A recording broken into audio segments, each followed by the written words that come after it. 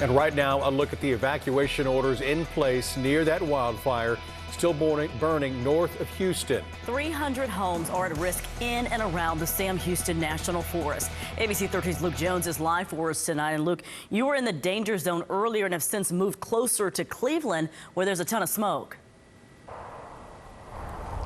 Yeah, earlier you could see that smoke all the way from Highway 59. If you were standing right where I am right now off Highway 105, right by the entrance to the Sam Houston National Forest, you definitely see it, and you for sure would smell it. Tonight, though, with as dark as it is, it's really impossible to tell where the sky ends and the smoke begins. We are told, though, that fire is still raging tonight, spreading rapidly, and now a total of 6 roads evacuated. For much of the evening, it was only at 2, so that's just the progress this fire has made. We've been watching at regular intervals as it doubles in size. 200 acres, then 400, then 700, and then within the last half hour, or I should say an hour and 90 minutes, we saw it swell to 1,300 acres, and that's where we are tonight.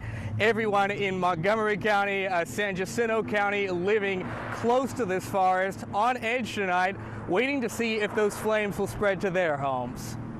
We can smell it in the air. Flames devouring trees in the Sam Houston National Forest, sending families on Also Brooks and Pauline Roads scrambling for safety. As it's growing leaps and bounds. Thick white smoke visible for miles as firefighting helicopters replenished their water baskets at nearby retention ponds. But as higher than usual winds continued to fan the flames, progress was minimal, and the fire continued to spread ever closer to homes. Evacuations are still in progress. As close as the fire got to Janet Alsobrook's house on Pauline Road, she says she only learned about it from a text message from her cousin. And she said, there's a fire outside.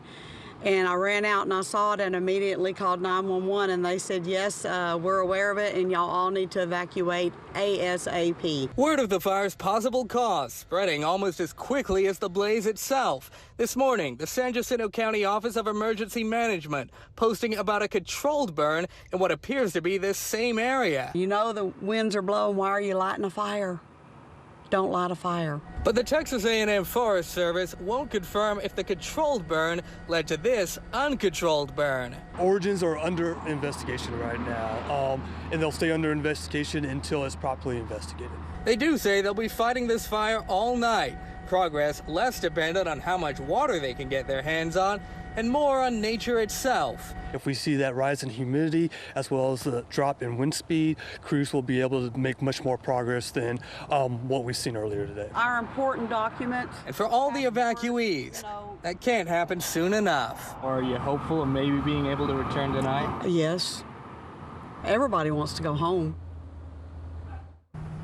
And the odds of that happening looking more and more remote, at least not for tonight. Authorities have set up a shelter for evacuees over in neighboring Cold Spring. That's where anyone who doesn't have a friend or family member to stay with is urged to go while they wait this fire out. And just for context, I thought this would be pretty interesting. Earlier this year, of course, we were looking at those wildfires in California. Well, you take something like the Palisades fire, that was at 23,000 acres. Tonight, we're at only 1,300, so it just kind of gives you some perspective. Nowhere near as bad as what we saw out there, but still pretty significant for anyone in this area.